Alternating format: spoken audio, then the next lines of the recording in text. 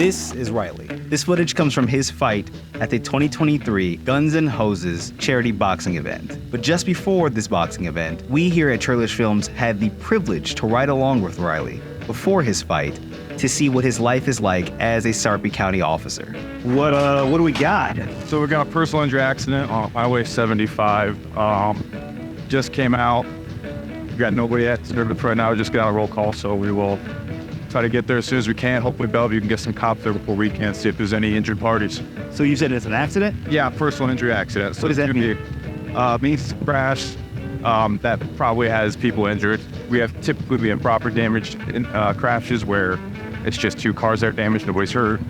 We respond urgently to property or injury accidents when people might be hurt or killed. So, all right, that's what we're about to do.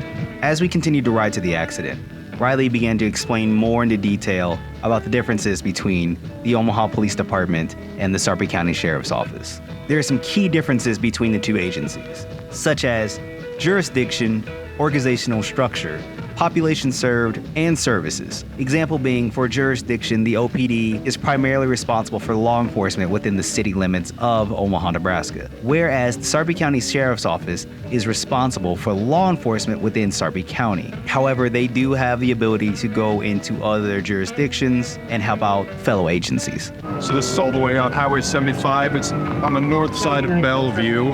So we're down south of Papillion right now, so we have a ways to go to get to this. I imagine that fire and rescue will at least beat us to the crash.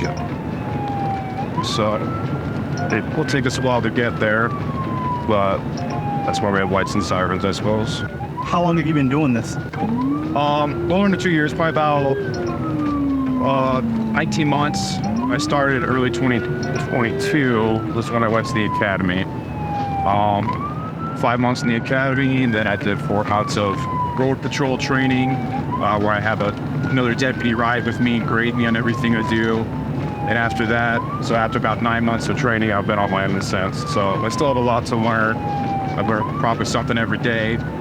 What got you started? I like the idea of serving, helping people. So my dad's a cop. He's a cop up in Norfolk, where I'm originally from, so it was just kind of something that I grew up on, always hearing what he did every day and what he's dealt with, kind of something I wanted to do. When I graduated high school, I joined the Army, so I was kind of always in uniform and doing something I like to serve. And so when I had an opportunity to apply for this job, I took it and I got it, and I've loved it ever since. So, what's it like going from Army to sheriff? The jobs are similar. They're not the same. Not everybody can make it happen, make it work. There's things you have to be able to do. As a cop that you're not generally gonna do as a soldier or something like that. But there's a lot of good skills that you can build in the military to help you be a good cop. That's for sure. Learn discipline, stuff with firearms, how to talk to people, how to work in a professional manner. So yeah. What'd you do in the Army? I was infantry, so just a regular soldier, I guess. Infantry is just the ground fighting force of the Army. So pretty much like if the guys that run around with guns, that's what I did, I guess. The best way to explain it. Upon arriving to the accident, we were informed that the accident took place in the Omaha jurisdiction and that OPD had already arrived on scene and would be handling the accident from there. So we went back on patrol. What's been the thing that you love the most about the job? Probably every day is different. So some days are slow. We don't have, a whole lot of calls for service. And nothing crazy happens, and that's always nice. But there's a lot of busy days too, where we're running from call to call for at least the front half of the shift, and it's not sitting in an office chair doing the same old job every day. For some people that works. For me, I would not like that. there's always excitement, you know, there's something, you never know. You might go to a call, think it's going to be one thing, and then, you know, a wrench gets thrown into the plan.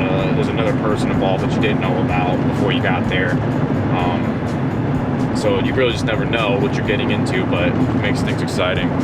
Makes your nights fun, that's for sure. I guess what's the most type of call you get? The most type? All right, what's the most like common call? It's hard to say what's the most common. We get everything. We get DUI broadcasts, so this time of day we'll get a lot of those, where citizens will call in possible drunk drivers, and people generally can tell, you know, who's not driving right and who is. Right. We get a lot of DVs, so DV referring to domestic violence, and that's not always actual violence. It's not always like an assault happens, but just domestic issues between couples. We'll see several of those every night, probably. Neighbor disputes, a lot of neighbor disputes in the county where you know, people don't like how their neighbor's parking in front of their house. A neighbor called in on their other neighbor who's yelling out loud, he's drunk. Here lying down, watching TV, minding my business. People call the cops for that stuff. And then we get a lot of thefts. So we get a lot of thefts, a lot of people come into neighborhoods, they just start trying car doors.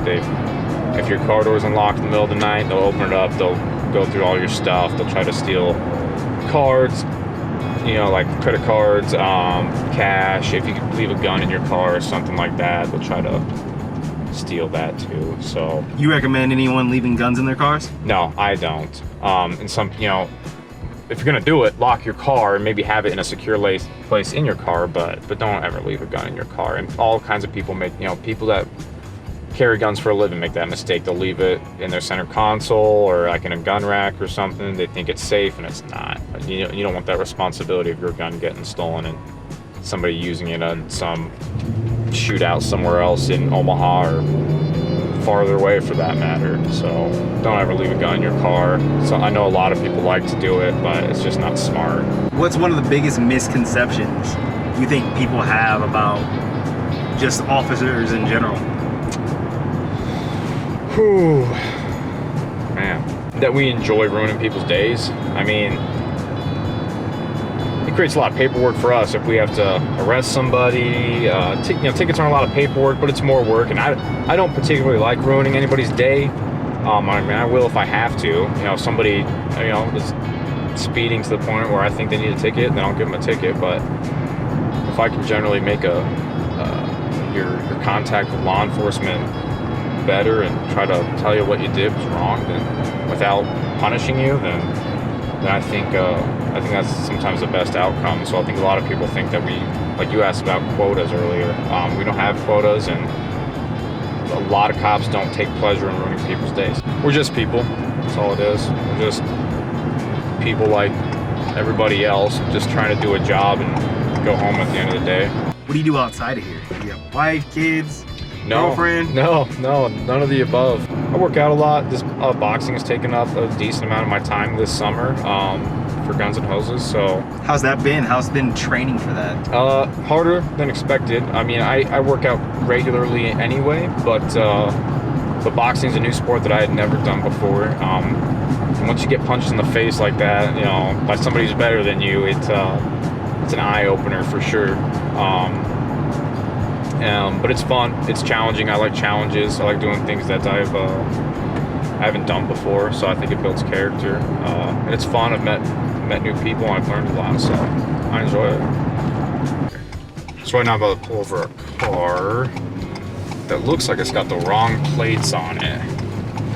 Let's come back to a Volkswagen. It's on a Hyundai, and they were expired in 2021, but they have a modern, or a 2023 sticker on it. So we're gonna see what this person's doing with their registration.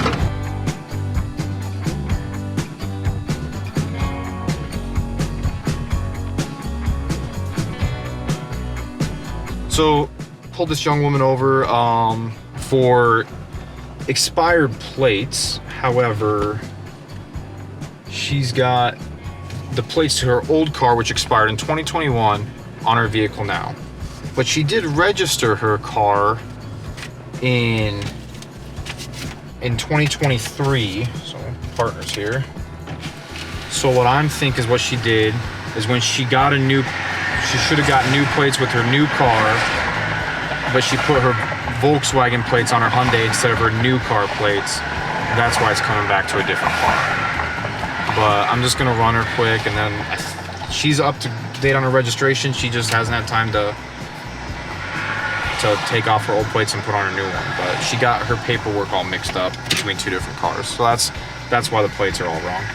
After running a check on her license and registration information and finding out that everything was clear, Riley was able to give the woman back all of her belongings and issued her a warning to have her plates swapped to the correct plates and the correct tags. And after this interaction, we moved forward and went back on patrol. While we were on patrol, we got another interesting call from dispatch. There was an alarm going off at Home Depot. However, after investigating everything, it appeared to be a false alarm. Riley explained that they'd been having issues in the past week and a half of something triggering their alarm system, and fortunately has not turned to be anything in the process. From that point, we looked for a drunk driver, showed up to a call for someone who was experiencing a stroke until the ambulance was able to arrive. Riley issued a warning to a gentleman who had a white light on the back of his vehicle, and he had informed Riley that the car wash had knocked off his back light, and he currently was in the process of trying to get it fixed through the car wash. Shortly after our last call, we got an interesting call from our fellow officers. The deputy that's got a guy stopped on a traffic stop right now is saying the driver's acting really weird. Driver doesn't have a license. Right now he's sitting on top of his car. So we are going to, deputies just want a third body here just to make sure that this guy doesn't try anything. He's acting weird. Was saying to the guys on scene, what's the penalty if I just get in my car and run from here? So I'm just gonna get here quick, back these guys up, make sure that this guy doesn't try anything crazy, because you don't want somebody taking off in a car. No. So he's got one charge and it's a felony assault, but he's not that old either, so he's 20. Mm-hmm. So more and more today, young people aren't getting licenses for some reason. Yeah, it's decreasing. I mean, it's not a significant amount, but less and less kids feel the desire to get a license for some reason. That might be what's, part of stemming from kids just sitting at home on social media, not socializing. Some people think it stems from COVID, people not getting out as much. But yeah, there's statistics that show that less and less 16-year-olds are, applying to get their licenses right away. So this guy, being 20 years old, may be one of those people that never felt the need to. After about 15 or 20 minutes, we were cleared from our duty and moved to answer a call of a neighbor disturbance. So going to what's called check well-being, a neighbor called in on their other neighbor who's yelling out loud. He's drunk. They don't really know what he's doing. He stuck a cooler in the, whoever's calling in, he stuck a cooler in their driveway. So I don't know if he's in their driveway right now, or if he's in his own driveway or another neighbor's, and I don't really know if he's even committing a crime at this point, but it's definitely weird. So we will go and see what this drunk guy's doing in somebody else's driveway. So that's the house of the potential disorderly person. So we'll, just so you know, his door just opened. So we're gonna make contact with the reporting party first. Here, we'll talk to them first. Hey, sir, did you call? Yeah. What's going on? Hey, Williams, it's that house. Oh, that's where he's at. Yeah. This is the RP. Yeah, I'm sorry. What's going on? So, I don't know. This guy has been a problem for like the last year. Okay. But he comes out, he does this stuff. He just walked over and put this cooler here. Okay. Have you checked inside the cooler? No. Okay. I'll check inside it. But we were originally going to, and like the music was still blasting. We're like, so I don't want to. Just drunk, playing loud music. What? Did he say anything directly to you? No. Okay. But he gets like a wild hair up his ass every couple of months, where he's like, we're gonna be buddies, and I don't understand. Okay. It's weird. Does something like this stem from like a football rivalry or something? No. Okay, No, it's not. no. I'm just putting two things together here with the Ravens and the Steelers. I didn't know if it was that heated. I told my wife, I'm like, honestly, I don't want to be his friend anyways for that reason. But I mean, it all came. Okay. But Well, so what do you want us to do? I just Talk want to stay him, the warn him fuck off your property? Like, Okay. he just. We can warn him about trespassing. He's just. And gotta this back off. isn't your cooler? No. Okay. Well, I'll check it and then we can get it off your property. All right, we'll try to talk to him. Okay. Thank you guys. Yep. Yeah. Have a good night. Be safe. I could hear a little bit of yelling. Inside? Okay. Yeah. You could hear yelling inside right there? Well, yeah. If you go stand over there, you can hear it. I don't know if it's the entryway or if it's in the garage. Okay. Did he say does he listen to music or something? Yeah, he said he's had loud music and it was louder. He could hear it here before. Yeah, I hear it. I just heard somebody yell. Sheriff's office!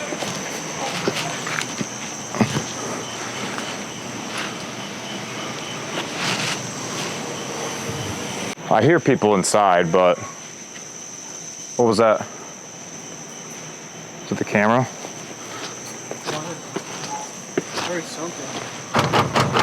Sheriff's office, come to the door. I can't hear anybody yelling now. I just hear dogs now. The music's off. There's nothing in the cooler, you said?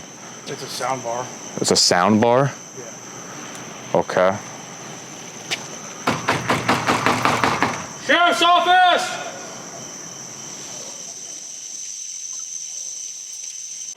I'll talk to Pottsquare, but we don't really have anything. Except for wondering why he's dropping stuff off in people's driveways. What we did there is, I don't know, it's kind of one of those neighbor disputes we're talking about. I don't really have the gist of it. They've been going back and forth for a year, according to one neighbor. Tonight, supposedly a neighbor was in the driveway, playing loud music, just being weird, and then he dropped a cooler off with a sound bar inside the cooler off of the neighbor's house. Well, neighbor said it doesn't belong to him. Technically, we really don't have a crime on the guy who was causing the disturbance, and we don't really have a reason to force him to come to the door, so we returned his property and we're leaving that. And the neighbor disturbances didn't stop there, because around the block, we got a call for a noise disturbance that turned out to be a bachelor party that was just a little too loud. You know it's a good party though when the cops show up, so. Yeah. As long as it's only one. Oh, he is? He's getting married? This is the best. Congratulations, man. Oh, and they made the bachelor talk to the cops? So, where's the best man? Who's the best man? What are you doing? Right there. Get up here. Spot like that. What are you doing? Bad thing is, I turned around and seen you guys. I was like, Sound good though, guys? Keep it down. yeah, we'll keep it down. All right. Sorry, guys. No worries. Good night. And our last call of the evening was a domestic disturbance between roommates. Amongst the many conversations Riley and I had, question came up about his role in the community. And he explained that I love my community and I'm committed to keep it safe. This is what I signed up for, and that's what I aim to do each and every day. Being an officer is more than just a job. It's a calling. We know that there are officers out there who abuse their power and tarnish the very code that they're sworn to uphold. But for every bad apple, there are officers like Riley McCarthy who remind us what it truly means to protect and serve. And not only does Riley protect and serve, but he stood inside the boxing ring to fight, all in the name of charity.